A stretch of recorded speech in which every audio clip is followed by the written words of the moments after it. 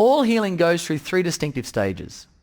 And unfortunately, most therapy stops at stage 2, and we wonder why people, years later, even though they would swear they've healed themselves, are still not healed.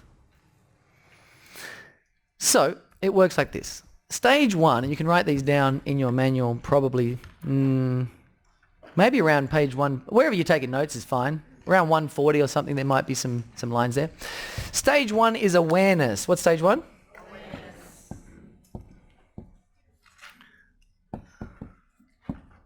Whoops. So awareness is the first step. Now what does awareness mean? Awareness means that you're aware something's wrong. There are a lot of people that aren't aware something's wrong. So they may just be angry all the time, completely irritating to people, breaking everything, always failing, but they have no idea they're doing it. Totally unconscious of the process.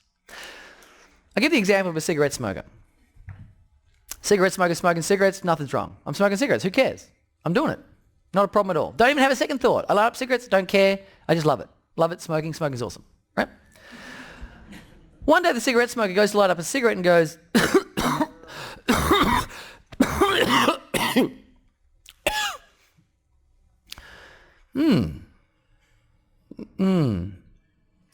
maybe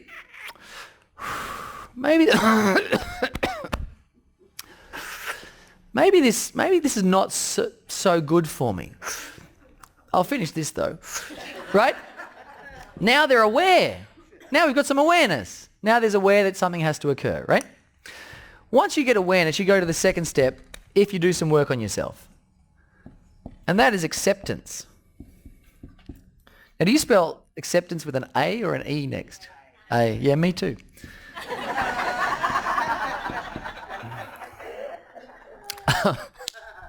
So the next is acceptance. A lot of people go to therapy to get to a place of forgiveness.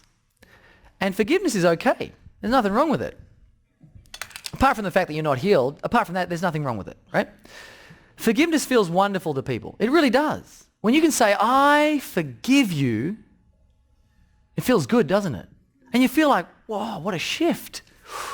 What a change. I've got forgiveness now. I can forgive you. Wow. And unfortunately, that's what acceptance is.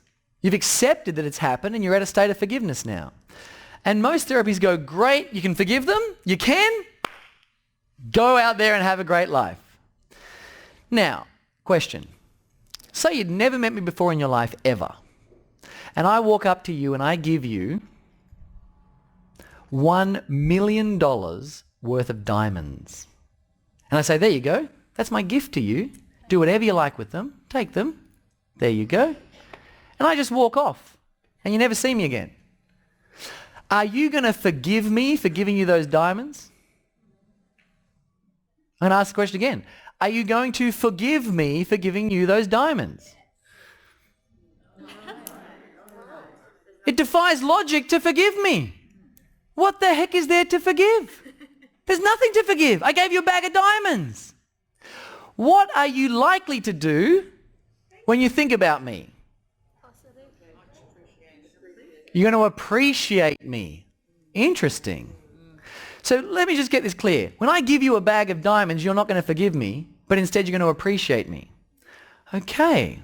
So in this instance, listen carefully, there is nothing to forgive. When you get to a stage in your life where there is nothing to forgive, you are your own best friend. You've won the game. Because forgiveness says, you still added no value to my life, so I'll forgive you for that. Now, if I still feel that the experience I had with you added no value, it is not part of me yet. It's still separate. So unless I feel that you added value to my life, I will have to forgive you. And I'll have to keep forgiving you. Which means the energy that fragmented off through our exchange in that traumatic experience is still fragmented off. It's not part of the whole yet. Because I keep it separate. Here's the part of me that I had to forgive you with, and I'm keeping it here because I don't value it. And the only way I get this energy to join back into myself is to value the experience. So the third and most important step of all healing is appreciation. What's it called? If you can't get to appreciation, you have not healed. That is an absolute fact. So, when I think about this guy who did this to me when I was 6, in every cell in my body, I appreciate that experience. I appreciate it. I do not condone it. I do not want it to happen to anyone else. But in my life, I fully appreciate it. Now in my life. Because if he didn't do that to me, nothing against the public service, but that is where I'd be working right now. I would be working in a cubicle, in a tiny little office, working on some meaningless project. Not that public service, but I would be working, I wouldn't have a deep desire to do this for a living. Do you see how it works? That's what got me to do this. I wouldn't travel the world 3 months of the year. I wouldn't have a beautiful partner, an incredible daughter. I wouldn't have a nice home. None of those things would be there. Because I would have just done what most people do, follow the parents' guide. My mother is a nurse, my father's in the public service. My sister ended up being a nurse, and I would have ended up in the public service. That's just what would have happened, you know. Nothing wrong with that, by the way. All I'm saying is, thanks to that, my life has changed dramatically. So, appreciation is the final step. So if your clients don't get to appreciation and all they're saying is forgive this, forgive that, that's fine. They're not fixed yet. I tried to forgive my dad for stuff in my life for over 20 years. It never changed anything. One day I did a process and fully appreciated every single thing he'd ever said or done. Every time he'd hit me, yelled at me, put me down, everything he'd done. I loved every single thing that he'd done. And from that day on, me and my dad have traveled together. We hung out. We're best friends now. We call each other all the time. It's like we're just mates. But for over 20 years, we couldn't get a connection because I kept trying to forgive him, which means I did not value him. And you can't appreciate anything you don't value. Is this making any sense, what I'm saying? So in order to heal, you've got to get your clients to value their life's experiences. And the best way to value anything is to get powerful learnings from it that you can use now and well into the future. The most valuable thing a human being has is the wisdom they get from an experience. So when you help them find the wisdom, they appreciate the experience. The second they appreciate it, they've healed themselves. So yesterday, what we were doing was getting them to appreciate the experience by saying, what can you teach me? What can you learn? What can you learn? What can you learn? And this little part of energy that was separate from you, you started to appreciate it. You're like, you start off like this big block in my body. Oh, it's teaching me how to love myself. It's teaching me I need to do that. Oh, wow, there's a lot of wisdom coming out. Oh, I'm really getting to like this thing. Wow, that's more value. That's more value. And pretty soon you were like, I really appreciate this energy in my body. Almost to the degree that said, now I'm going to send it home. You're like, no, don't send it home. I want to keep this thing. It didn't go home. It just went back into the hole. That's what really happened yesterday. You allowed part of yourself back into yourself to see the value of all of yourself. You can't be your own best friend by only loving the good bits. You can only be your own best friend by loving all of it. The depressions, the resentments, the anxieties, the frustrations, all of it is feedback to tell you how to live the most magnificent life possible. But instead of listening to the feedback, people are trying to kill the feedback, trying to medicate the feedback, trying to traumatize the feedback, trying to hit it with Nerf sticks. Do you get the idea? And the feedback's like, why do you beat me up every day? There was a time when we used to be best friends. And now we don't get along. You don't even talk to me. And when you do, you're swearing. Or you're trying to knock me out with Valium or something. I'm just trying to say, hey, dude, love yourself.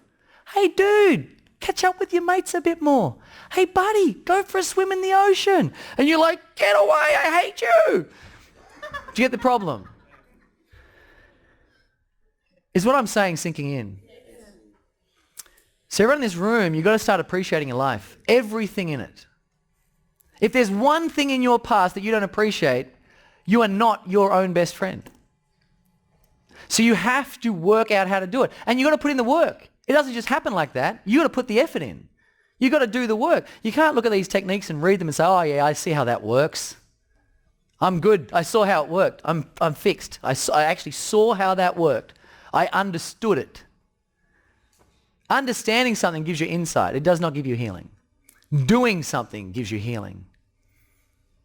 So, I guess what I'm trying to get across to you is the second I can appreciate what it feels like to have a taxi pick me up in the rain, I can appreciate no matter where a taxi stops on planet Earth. Which means I don't get angry, which means I don't poison myself, which means I love myself. The Buddha said, anger is where you attempt to harm another individual by drinking a cup of poison yourself. Yeah. Think about that. Doesn't make any sense. So these days, there's a philosophy that I say to myself that I love myself so much, there's no way I could get angry at you. No matter what you do, I refuse to do it. Do it. Give it your best shot. Because there's no way that whatever you do is going to interfere with my self-love. No way.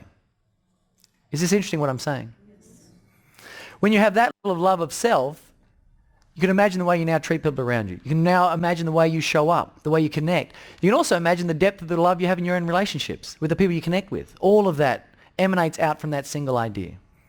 So when you are your own best friend, you'll never cheat on yourself. I did something really crazy a number of years ago. I don't know if I should say this, but I will anyway. I sat in a room one day and I married myself. It was the most bizarre thing. I was going through one of these practices, and at the end of it, I just had this massive, it was just huge heart opening, elevated space. I said, that's it.